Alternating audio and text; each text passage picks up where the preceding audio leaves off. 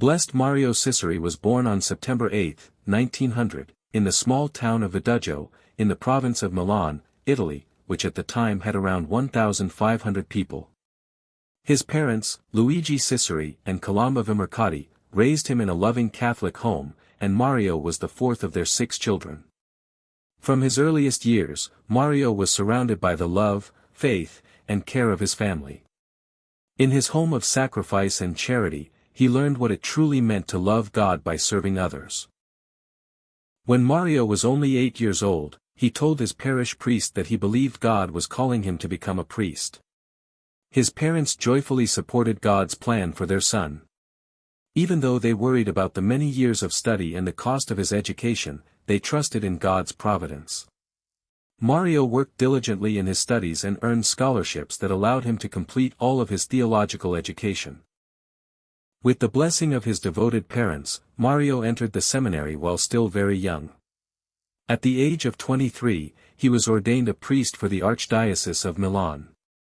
After his ordination, Father Mario was assigned to the small town of Solbiate, where he would spend his entire priestly life serving the parish of Brentana with unwavering love and dedication. Father Mario's deep faith was strengthened each day through prayer and Eucharistic adoration. Prayer filled his life from the early hours of the morning until late into the evening. He spent countless hours hearing confessions, not only in Brentana but also in the neighboring villages, bringing God's mercy to all who came to him. He had a profound love for Our Lady and never missed an opportunity to pray the Holy Rosary. Through his prayers, a young woman who had been declared incurable experienced God's grace after being sent to Lourdes. In 1935, Father Mario himself made a pilgrimage to Lourdes, spending entire nights in prayer before the grotto. When he returned to Solbiate, he built a grotto dedicated to Our Lady, modeled after the one at Lourdes, so that the young people of his parish would always have a special place to pray. Along with his love for the Blessed Virgin Mary, Father Mario had a special devotion to Saint Francis, Saint John Bosco, Saint Cottolengo, and Saint Therese of the Child Jesus. He admired their humility, poverty, generosity, spirit of sacrifice, and love for the poor and those who suffered. He also prayed faithfully for the souls of the departed and often led young people to the cemetery while praying the Holy Rosary together along the way. The parish oratory quickly became one of Father Mario's greatest priorities because he believed that young people were the hope of both the church and society. He encouraged children and young people to study, to grow in knowledge, and to use their gifts in the service of God and others.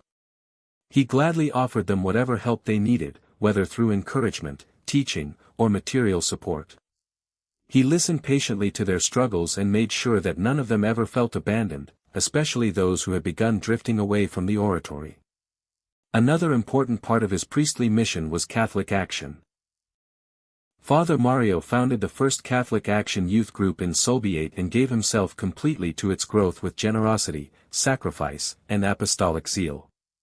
In 1931, the fascist government ordered the closure of all Catholic Action groups and demanded that their flags be surrendered.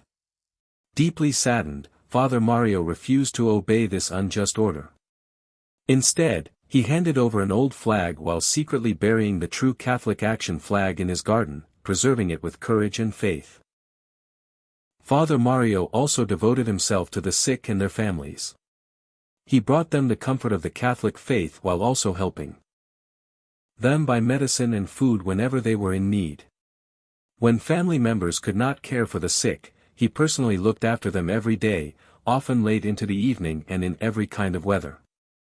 He traveled to the hospitals in Vimercate, Monza, and Merate to bring spiritual comfort to his parishioners. He also visited prisoners, encouraging them with hope and helping them begin new lives after their release. He searched for work on their behalf and cared for their families during their time in prison, showing them the mercy of Christ. During the terrible years of the Second World War, Father Mario courageously stood beside soldiers, resistance fighters, and refugees from Italy, Poland, England, Russia, and Yugoslavia. He prepared safe hiding places where they could escape the Nazi fascist forces and remain hidden. He organized a rescue network, providing fugitives with food, clothing, and the documents they needed to escape while avoiding the attention of the authorities. Working together with compassionate medical staff, he also saved the lives of wounded soldiers who had been condemned to execution. After 1943, Father Mario often rode his faithful bicycle through the night, accompanying many fugitives to the Swiss border so they could reach safety. He comforted former prisoners and secretly carried messages to their loved ones. Whenever he could not save someone from execution, he remained beside them until the very end, strengthening them with prayer and refusing to leave them alone in their final moments. Because of his courageous actions, Father Mario's name was placed on a list of priests marked for execution by the fascist authorities in Weimar.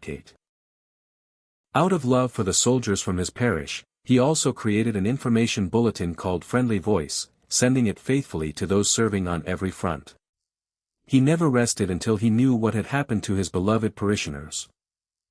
On one occasion, he even traveled to Calabria to recover the body of a young man who had died under mysterious circumstances so that he could receive a proper Christian burial in his home parish. On the evening of February 9, 1945, while returning by bicycle from hearing confessions, Father Mario was involved in a tragic accident. Because of the darkness and the snow, a small cart struck him. He was taken to the hospital in Weimar with several broken ribs and severe injuries to his liver.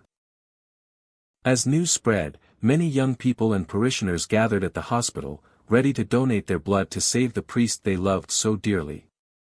During the 2 months that followed, Father Mario became an inspiring witness of patience and trust in God as he endured his suffering. His hospital room was constantly filled with people who came to pray with him and receive his blessing.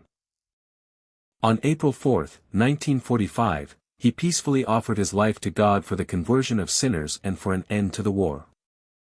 His funeral was held on April 7 in Soviet, where an immense crowd of faithful, together with many priests from neighboring villages, came to bid farewell to a priest whom many already believed had lived the life of a saint. If the Lord wants my poor life, I will gladly offer it to him so that the war may end, so that all the soldiers may return, especially ours. I offer it to him for my parishioners whom I loved so much and for poor sinners. On April 25, while a memorial service was being celebrated in his honor, the announcement was made that the Second World War had come to an end. Blessed Mario Ciceri, pray for us.